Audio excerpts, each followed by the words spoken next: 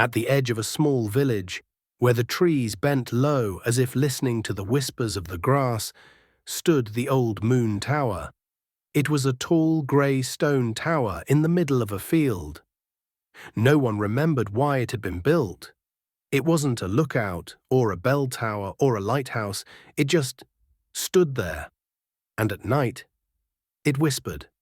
Every midnight, a sound floated from its window. Not a scary scream, more like a sigh. Lida, an 8-year-old curious girl with a braid as thick as a rope, noticed it one night. She was the only one who wasn't afraid.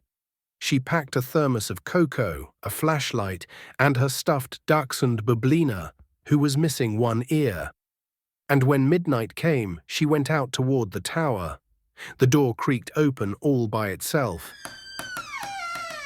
Lida didn't flinch. She climbed the spiral stairs that moaned like old violins, all the way to the top. And there she saw him, the ghost, but not the kind with chains who scares people. This one wore glasses, a scarf with tassels, and held a small notebook. "Sorry," said the ghost, "I didn't mean to frighten you. I'm just trying out some new spooky sounds. But I'm not very good at it." Lida sat down beside him. "Why are you doing it then?" The ghost sighed. "I used to be the night watchman. My job was to protect the village from thieves, fires, and bad dreams. But after I died, nobody needed me anymore. So I stayed here. Sometimes I hoot, just so people don't forget about me." Lida thought for a moment. What if you became a night storyteller instead? You could tell bedtime stories instead of scaring people. For children who are afraid of the dark, the ghost's glasses gleamed with joy. That's a wonderful idea.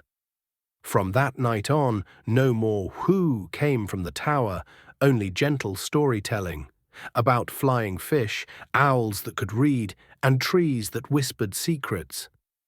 Every evening, the ghost sat by the window, lit his lantern, and began. Once upon a time, children from the village started coming to the tower with blankets and snacks. They listened and sometimes fell asleep in the middle of a story, and every now and then a soft whoo could be heard again. But it wasn't a sigh anymore. It was an invitation. Did you like the story? Subscribe and give it a like. And come back for more bedtime tales.